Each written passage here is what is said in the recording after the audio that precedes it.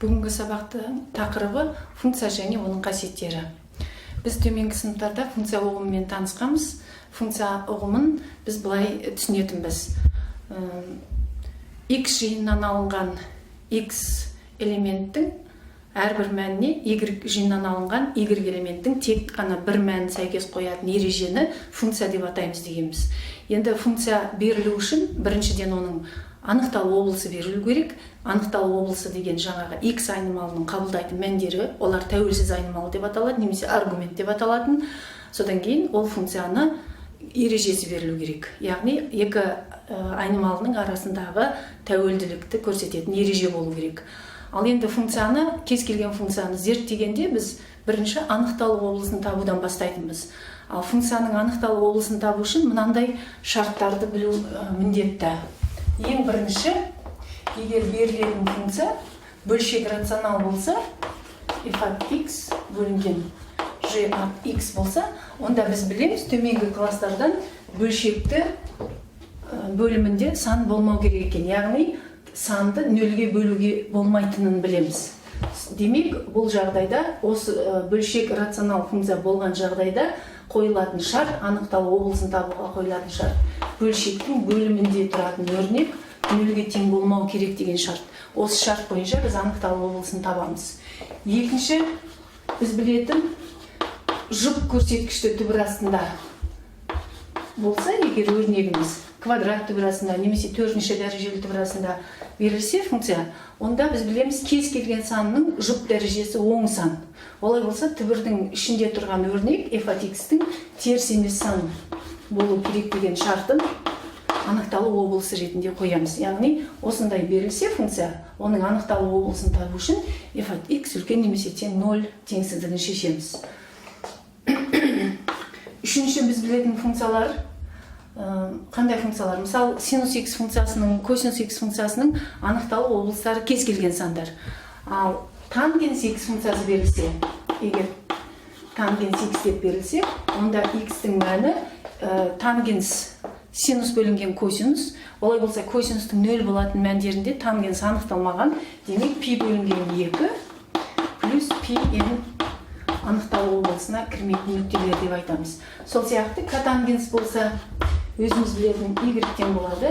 Котангенс x десек, онда x-тің мәні анықталмайтын нүктелері pn. Ондағы n-ді z жиынынан деп аламыз. Сол сияқты кейін алдағы уақытта өтеміз. Логарифмдік функцияның өзінің шарттары болады. Немесе бөлшек рационал функциямен түбірі бар өрнек қатар келуі мүмкін. Жаңағы шарттар, осы шарттарды ескеріп отырып, біз анықталу облысын табуға есептер шығарамыз. Функциялардың анықталу облыстарын табуға бірнеше мысал келтірейік. Алдыларыңызда тұрған мысал f от x тең 3x плюс 1 бөлінген x квадрат минус 3x плюс 2 бөлшек рационал функциясы. Ал бағана өзіміз алдыңғы жағдайларда айтып кеткеніміздей, бөлшек рационал функция болса, онда оның бөлімінде тұрған өрнек 0 болмау керек деген шарт қоямыз дедік. Олай болса, біз анықталу облысын тап десе, оған мынандай шарт қоямыз. Бөлшектің бөлімінде тұрған өрнек 0-ге тең болмасын. Яғни, бұл көп мүшелікті 0-ге айналдыратын x айнымалының мәндерін барлық нақты сандар жиынының құрамынан алып тастаймыз. Енді кәдімгі теңдеу шешкенде орындай береміз. Бұны көбейткіштерге жіктеп алайық. Бірінші түбірі минус 1 екен. Олай болса, біз бүйтіп жазсақ болады. Көбейтсек 2-ге қоссақ 3-ге тең болады. X минус 1, x минус 2. Көбейтіп жіберсек, плюс 2, қосып жіберсек, минус 3 орындалады екен.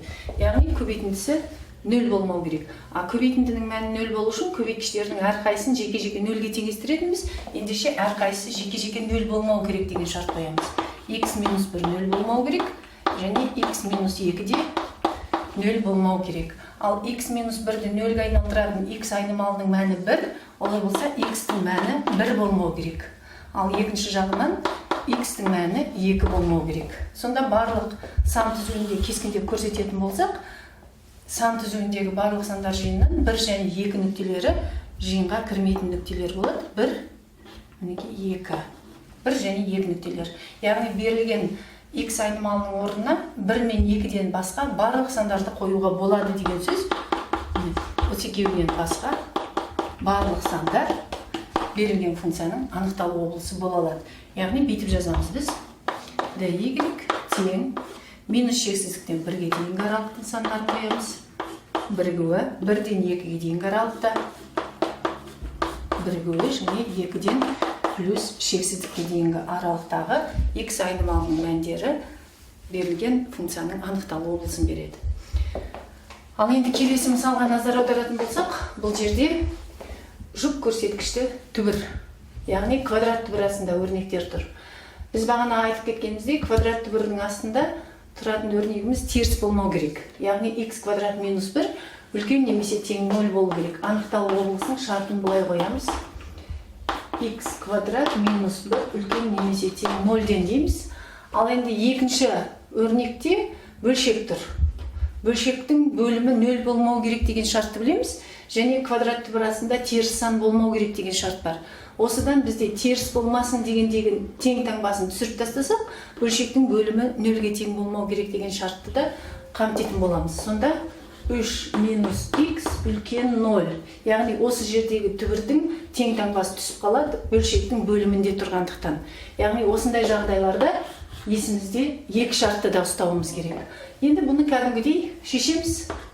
Сонда бірінші x квадрат минус 1-ді көбейткішке жіктеп жіберсек, x минус 1, x плюс 1 үлкен немесе тең 0-ден, минус x-ті теңсіздіктің екінші жағына өткізсек, плюс x деп, ол 3-тен кіші болады деген теңсіздік шығады. Енді екеуін сан түзуінде кескіндеп аламыз.